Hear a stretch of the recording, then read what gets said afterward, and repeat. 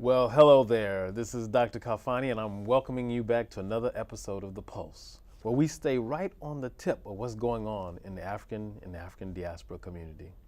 Today, we have a wonderful guest here, someone who has been a mentor to me and to hundreds of other folks, Balozi Harvey.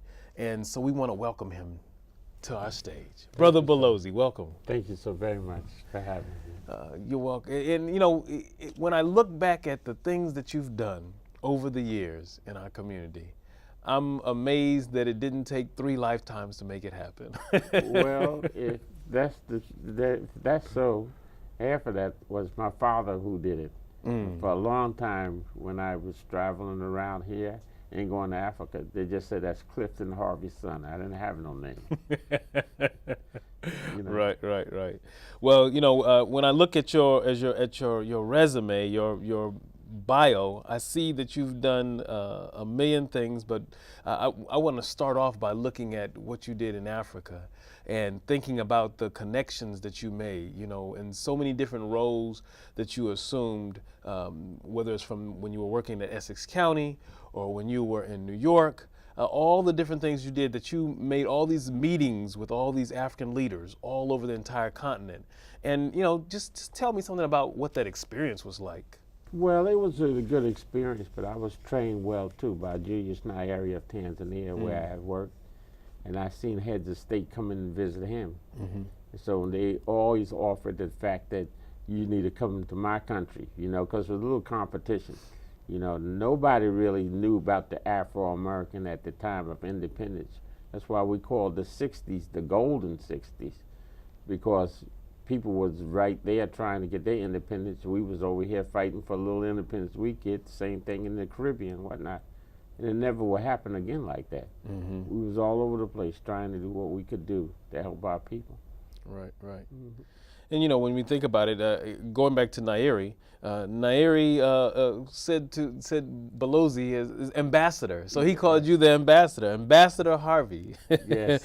And so when you think about that classification that he gave you, you know, what was your role like? What did you do that merited that title of ambassador? Because that's what Balozi means for those of us who, you know, a lot of people call you Balozi, they don't even know that means ambassador. So Yes, what is that? What would he believe in that you were doing that merited that title? Well, he was astonished that we had somebody coming over to Tanzania at that particular time, because they had just became independent themselves. And it was a brother, you know, Afro-American and whatnot. So he was telling everybody, this is our first Balozi that we have coming from the States and whatnot. We got to welcome him and so forth and so on. And that's how it started. It was him that really started me off. Okay, that's beautiful. And so one of the things that you did in Africa, though, was to help to develop and furnish the ideas about business. Yes. And so can you tell us a little bit about those types of relationships and how you navigate that space? Because, you know, sometimes you got to handle it very gently, and maybe some people trying to navigate that space today, you can help them to understand what that means. Well, you have to have a project, something that you have that comes from the heart that you love. And one of the things that I did was I had African art. You know, I loved African art. So I was going everywhere that I could go in all these countries and whatnot, you know, collecting African art, until I came to the point that I had a big collection, which I still do now. And it's from everywhere. You know, the pieces that I have now, the oldest piece that I have at home is 140 years old. Wow. I got slave bracelets, I got the guns and so forth and so on, which leads to the business part of it. I'm trying to establish that we can have the brothers and sisters still making African art and not leaving it to go to the factory to get a job and so forth and so on. Because in the old days, families used to make African art. You know, your family may be the people that make the djembe drums. That's all y'all did, was make drums. Y'all were the best drum makers. And it's opportunity there, but what we have to do is massage the government and the people who love African art here to make sure that there's money there to teach the kids how to do the same thing that their fathers and ancestors have done before them. And this is the program that we're trying to go around with now, When the brothers come here for the General Assembly at the United Nations, we get a chance to talk to the president about doing something like this, and they're very interested in doing it. That's interesting.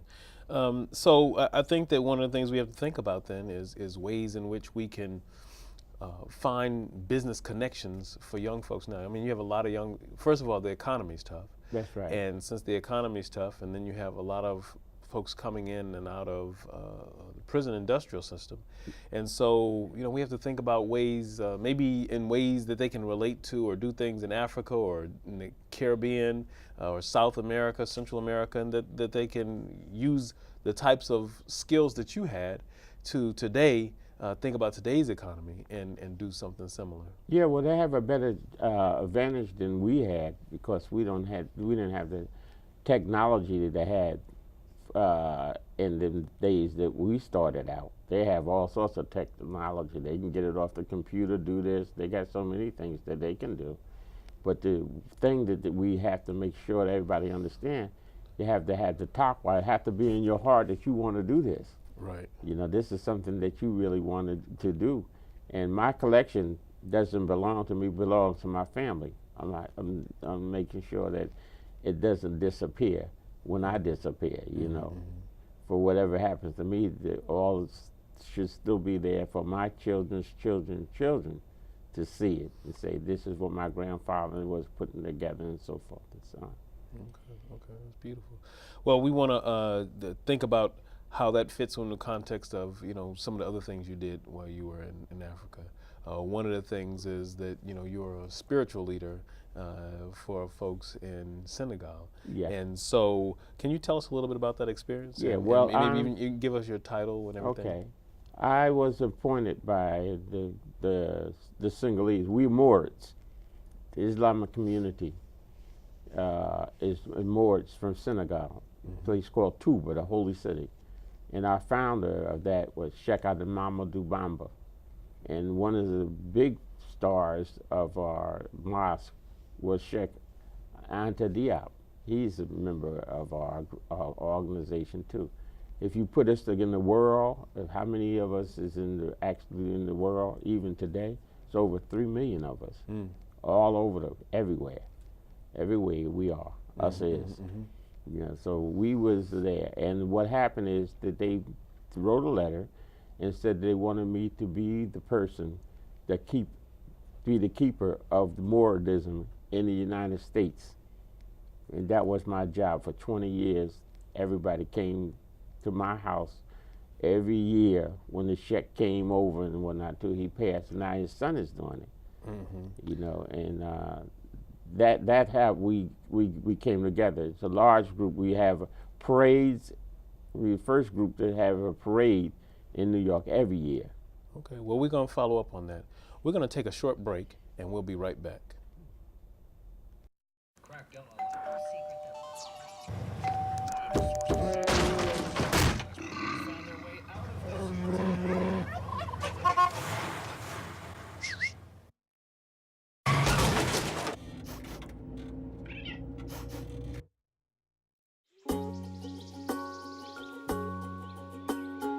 Getting closer to nature can get you closer to your family. Go to discovertheforest.org. In order to beat breast cancer, I knew I would have to lose my breasts. But to reclaim my life, I chose breast reconstruction. Each year, nearly 150,000 women will learn they will undergo a mastectomy due to breast cancer. But 7 out of 10 women are never told about their breast reconstruction options. Breast reconstruction is a very important part of the healing process, both physically and emotionally. Download my song Flower to share the message and help us share the fact that women can feel whole again. Welcome back to The Pulse. This is Dr. Khalfani, and I'm here with my honored guest, Balozi Harvey. Balozi Harvey was the executive director of the Harlem Third World Trade Institute. And he got that foundation with Congressman Rangel. With that organization, they raised over $150 million.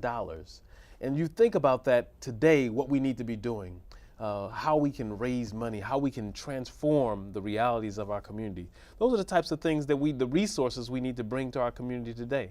So I'm excited to know that here we have an elder in our community. We need to respect our elders and know that they have some wisdom. And we have to have this is a great opportunity for our young feet in an electronic way to sit at the feet of the elders and listen to the wisdom. And so I thank you for being here with us. I thank you so much for having me. And I think that you're absolutely clear on your message because, see, Mansa Musa, in the old days when he made Hajj to Mecca, stopped the economy in Africa. They was taking $50,000 to $60,000 worth of bars of gold and caravans. So nothing is really unique about everybody else having money. We used to have money too. The problem is that you have two groups of people in Africa. One is extremely rich and the other one is extremely poor. There's nobody in the middle. You understand what I'm saying? No, definitely. And that's what you need to make your economy work. Right. You need a middle class. Yeah. And that's what's happening here softly in America. That's dissipating. It's like putting a needle in a balloon. It don't break the balloon all, but the air is leaking out. You need something that's going to stir the economy. Right. And it's the middle class. Right. Africa don't have a middle class. Either you got it all or you don't have anything. Well, I mean, I think that's the key. Here we have, as we said before, young folks who have an opportunity to do something, That's right. but not necessarily knowing all the pieces of the puzzle. It's right. And so, we have to think about those ways in which we provide the insights to that.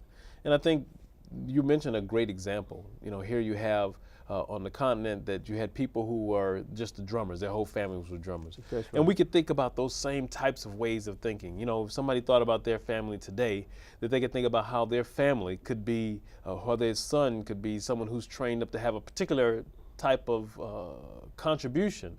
And, I previously had an interview with Amiri Barak, and he talked about the arts. And we have to think about how maybe there's some art contribution. Maybe someone is making staffs here. Maybe someone is making poetry on printed paper or something. And that could be the contribution. That's what's have to happen. Everybody have a niche, and everybody got along with each other. But you knew where to go if you wanted the best quality art piece for a lifelike mask.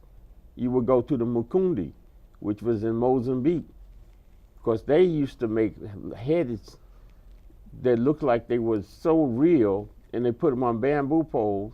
And at night, the slave traders didn't even go to their villages because they thought these people was headhunters. So the Mukundis never participated in slavery. They were smart enough to trick the people who was trying to trick them.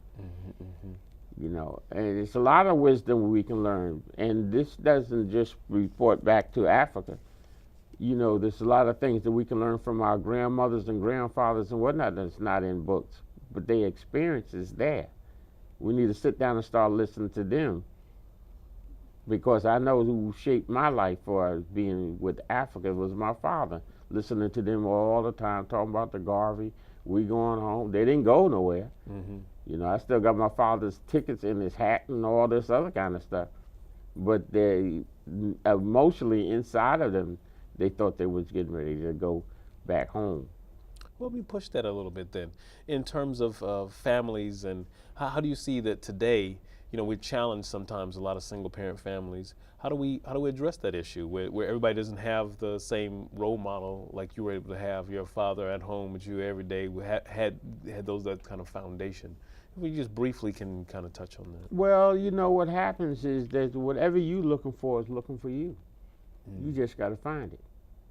People say things like you are your environment, but if you've never been to your environment, you don't even know who you are. So I'm just saying you really have to be sincere and want to see something happen, and it's got to be it's got to be the people's interest over your interest. See, we think that everything got to be about us. No, it's got to be about the future of our families and so forth and so on. We want our I'll give you a prime example. I took my daughter to Tanzania when she was 5 years old as the guest of President Mwinyi, right? When she got there, she had all these ceremonies and so forth and so on.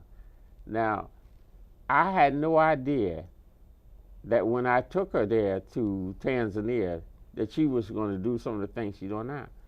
The girl has 2 bachelor degrees from Seton Hall and 2 masters, all around the fact that she never forgot about Africa and whatnot, and it's there. We have to do the same thing, put the same kind of energy in our children and whatnot, and we have to bring back the respect, because the old people are supposed to be respected. You understand what I'm saying? By the young people. And I think that's a great point, is respect. And, you know, we're going to take a pause on that. Okay. And we'll be right back after this minute. Stay tuned to The Pulse. 114th Infantry Company, Iraq. The memories are all blurred. I don't know what's wrong with me. The words, they're hard to find. I came back a different person. I wonder if she's better off without me. You just feel alone. You gave all to the cause of freedom. Now it's our turn to give our all to you. It's free and totally confidential. Reach us at operationnotforgotten.com. We are here. She passed away about 6 months ago. It was really hard to learn that there was no cure. So we sought hospice care. The hospice people, they really helped. They made her feel comfortable. And they helped me and the girls, especially the girls. They're helping us get through this loss. Now, hospice people, they're good people. They're really good people. Welcome back to The Pulse. This is Dr. Khalfani, and I'm here with my guest, Balozi Harvey. So, Balozi, as we look to close out this segment here, I just wanted to get your thoughts on something that I think is really important. Here we have the OAU that started at the end of all of the developments of the independence movement, but then today we move to the African Union. And then you have this other component of what's going on in Africa, and that's that you have all of these independence movements in Egypt and Tunisia and other places, Cote d'Ivoire, all these things going on simultaneously. What do you see as the implications of all that, and maybe is the African Union an effective tool in trying to address those things? Well, the Organization of African Unity started in Ethiopia. For a long time, they was doing some things. But people change with the times being changed. See, what it is that we have only a 2-year term for the president of the country. Most of them wanted to be president for life. Most of the leaders want to be president for life. That can't work, you know, because you hurting yourself with that, because the only reason they can get rid of you is through death. So you tipping off on the coups. You understand what I'm saying? They need to put a moratorium on how long you can run. And then now what they're doing is a different thing too. They want their children to become a place. You know, like in Senegal's last election, the president, he changed the constitution so that he could run again. He's 80-something years old. Right. Well, let's be for real. You know, we want to be there as long as we can. But at 80 and 90 years old is not a place to be, is trying to run a country. You understand what I'm saying? So we need to make sure that the people know when to stop doing whatever they're doing. We have to be like the people who wants to do something but don't have the ability to do it. They need help. We need the young people to start doing something. We need them to help. We need them to have as much enthusiasm as we do about Africa and so forth and so on. Because Nkrumah said before, you have all the technology here, and you have all the natural resources there. Right. When are we going to put the technology together with the resources? If you have gold and I have diamonds, then how come are we not making jewelry? Why we try to sell the diamonds off here and the gold off there, and then they make the jewelry, and we have to buy it from them at extraordinary prices.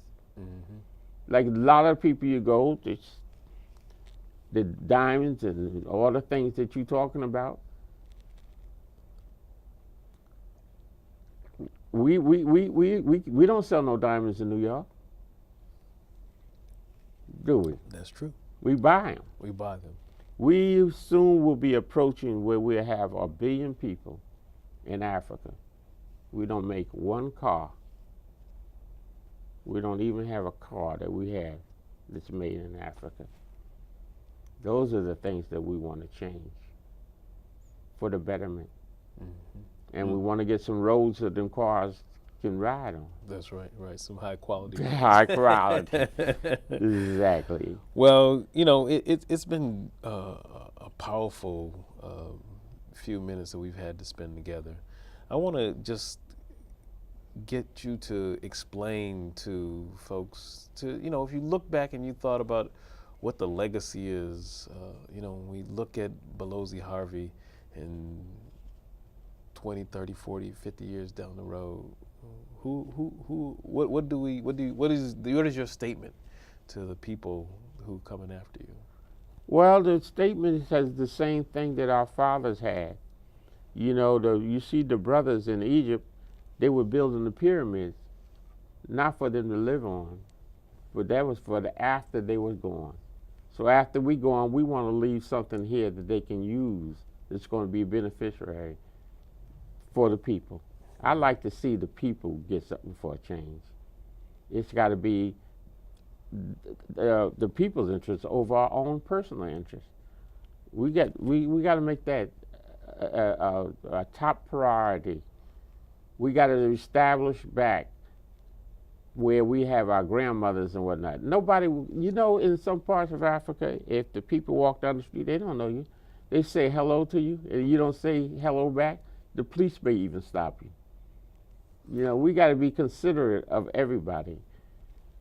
And I hope that my family can continue with my father's style.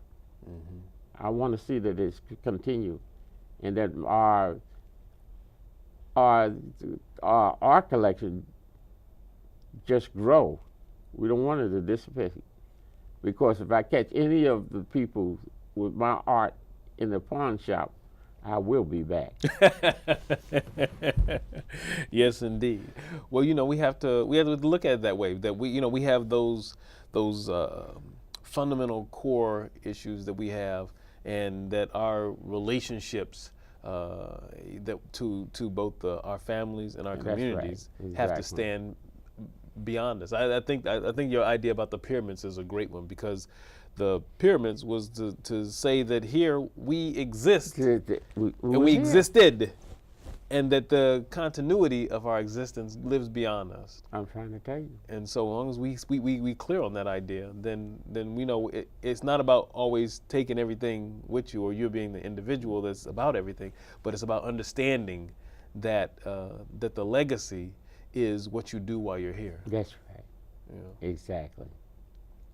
And we thank you so much for giving us the opportunity to tell you about some of our experiences. And Balozi Harvey and Africa is a true love story. I like that. Well, you know, I mean, I think that when we think about it that way, I think that's the best place to kind of capsulize what we're talking about, is that Balozi Harvey and Africa are a true love story. That's right. And you know, I want to just thank you so much for coming and spending some time with us. We say Asante Sana. Yes, Asante Sana. Well, this is Dr. Khalfani. I'm here with my honored guest, Balozi Harvey, and this has been another wonderful episode of The Pulse. And you know, if you think about The Pulse, you know that the Pulse is where Balozi is, because it's a love story. And we'll see you next time. Thank you very much.